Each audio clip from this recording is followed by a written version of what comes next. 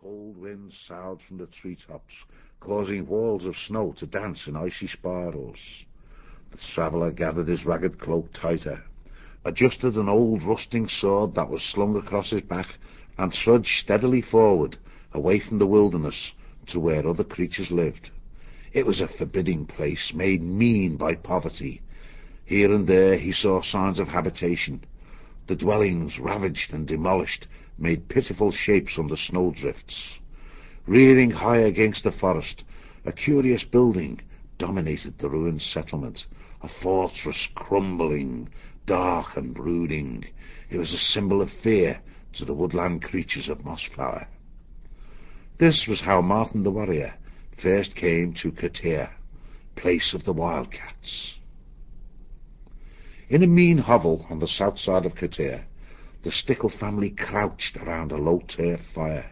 It gusted fitfully as the night winds pierced the slatted timbers where mud chinking had not been replaced. A timid scratch at the door caused them to jump nervously. Ben Stickle picked up a billet of firewood, motioning his wife Goody to keep their 4 little ones well back in the shadows. As the good wife Stickle covered her brood with coarse burlap blankets, Ben took a firmer grip on the wood and called out harshly in his gruffest voice, "Be off with you and leave us alone! There's not enough food in here to go round a decent Hedgehog family. You've already taken half of what we have to swell the ladders in Katir." Ben, 'tis I, Earthclaw. Open up, brr. 'Tis freezing out here. As Ben Stickle opened the door, a homely-faced mole trundled by him and hurried across to the fire, where he stood rubbing his digging claws together in front of the flames. The little ones peeped out from the blankets. Ben and Goody turned anxious faces toward their visitor. Earthclaw rubbed warmth into his cold nose as he talked in his curious rustic mole speech. Vermin patrols be out. Weasels and stoats and the like. Them are looking for more victuals. Goody shook her head as she wiped the little one's snout on her apron. I knew it. We should have run off and left this place like the others. Where in the name of Spikes will we find food to pay their tolls? Ben Stickle threw down the piece of firewood despairingly. Where can we run in midwinter with 4 little ones? They'd perish long afore spring. Earthclaw produced a narrow strip of silver birch bark and held a paw to his mouth, indicating silence. Scratched on the bark in charcoal was a single word: Corin. Beneath it was a simple picture map, showing a route into Mossflower Woods, far from Katir. Ben studied the map, torn between the chance of escape and his family's predicament. The frustration was clear on his face. Bang! Bang! Open up in there! Come on, get this door open! This is an official Katir patrol! Soldiers! Ben took one last hasty glance at the strip of bark and threw it on the fire. As Goody lifted the latch, the door was thrust forcefully inward. She was swept to one side as the soldiers packed into the room out of the winter night chill. They pushed and shoved at each other roughly. A ferret named Blacktooth and a stoat called Splitnose seemed to be in charge of the patrol. Ben Stickle sighed with relief as they turned away from the burning strip of bark and stood with their backs to the fire. Well now, Daisy Spikes, where are you hiding all the bread and cheese and October ale? Ben could scarce keep the hatred from his voice as he answered the sneering Blacktooth. It's many a long season since I tasted cheese or October ale. There's bread on the shelf, but only enough for my family. Splitnose spat into the fire and reached for the bread. Ben Stickle was blocked from stopping the stoat by a barrier of spear hafts as he tried to push forward. Goody placed a restraining paw on her husband Spikes. Please, Ben, don't fight them, the great bullies. Earthclaw chimed in. Ain't much you can do against spears, Ben. Blacktooth turned to the mole as if seeing him for the first time. Ha! What are you doing here, Blink-Eye? One of the little hedgehogs threw the sacking aside and faced the stoat boldly. He came in for a warm by our fire. You leave him alone. Splitnose burst out laughing, spraying crumbs from the bread he was eating. Look out, Blackie. There's more of them under that blanket.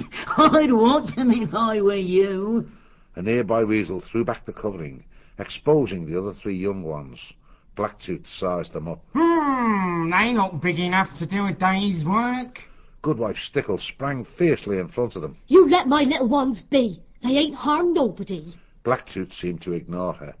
He knocked the loaves from Split-Nose's paws, then turning to a weasel, he issued orders. Pick that bread up and no sly munching. Deliver it to the stores when we get back to the garrison. Waving his spear, he signalled the patrol out of the hut. As Blacktooth left, he called back to Ben and Goody. I want to see those 4 hogs out in the fields tomorrow. Either that, or you can all spend the rest of the winter safe and warm in Katir dungeons. Heathclaw kept an eye to a crack in the door, watching the patrol make its way toward Katir. Ben wasted no time. He began wrapping the young ones in all the blankets they possessed. Right, that's it. Enough is enough. We go tonight. You're right, old girl. We should have left to live in the woods with the rest long ago. What do you say, Earthclaw? The mole stood with his eye pressed against a crack in the door. Yeah, come here. Look at this. While Ben shared the crack with his friend, Goody carried on, swathing her young ones with blankets. What is it, Ben? They're not coming back, are they? No, wife. Look at that, by Okie. See the punch he landed on that weasel's nose. Go on, give it to him, laddo. Ferdy, the little one who had spoken up, scuttled over and tugged at Ben's paw. Punch? Who punched a weasel? What's happening? Ben described the scene as he watched it. It's a mouse. Big, strong feller, too, he is. They're trying to capture him. That's it. Now kick him again, mouse. Go on. Ooh, you'd think a full patrol of soldiers can handle a mouse, but not this one. He must be a real trained warrior. Phew, look at that. He's knocked Blacktooth flat on his back. Pity they're hanging onto his sword like that. By the spikes, he'd cause some damage if he had that blade between his paws, rusty as it is. Ferdy jumped up and down. Let me see. I want to look. Heathclaw turned slowly away from the door. Ain't much use, little edge pig. They've got him down now, aye, and roped up too. What a pity. They be too many for him to fight. He'm a good, brave warrior, though. Ben was momentarily crestfallen. Then he clapped his paws together. Now is the time, while the patrol's busy with the fighter. They've got a job in their paws dragging him back to the cat's castle. Come on, let's get it going while the going's good. A short while later, the fire was burning to embers in an empty hut, as the little band trudged into the vast woodland sprawl of Mossflower, blinking water from their eyes as they kept their heads down against the keen wind. Heathclaw followed up the rear, obliterating the paw tracks from the snowy ground.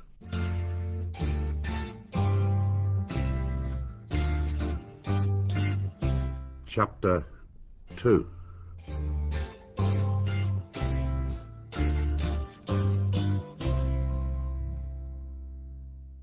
Gonf the mouse thief padded silently along the passage from the larder and storeroom of Katir.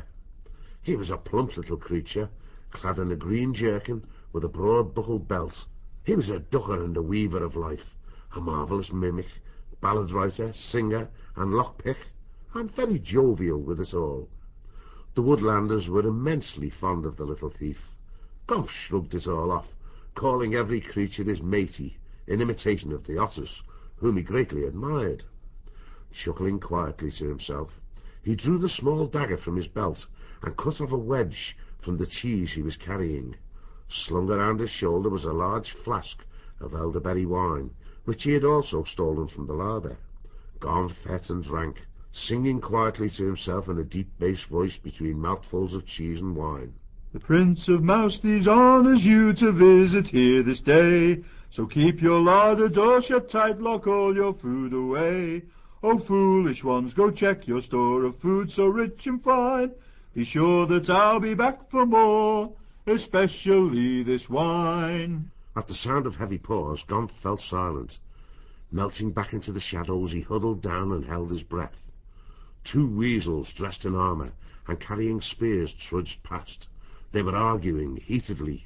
Listen, I'm not taking the blame for your stealing from the larder. Who, me? Be careful what you say, mate. I'm no thief. Well, you're looking very fat lately. That's all I say. They're half as podgy as you, lard barrel. Lard barrel yourself. You'll be accusing me next. You're in charge of the key, so who else could it be? It could be you. You're always down there when I am. I only go to keep an eye on you, mate. And I only go to keep an eye on you, so there. Right! We'll keep an eye on each other then. Gonf stuffed a paw in his mouth to stifle a giggle. The weasels stopped and looked at each other. What was that? Oh, I know what it was. You're laughing at me.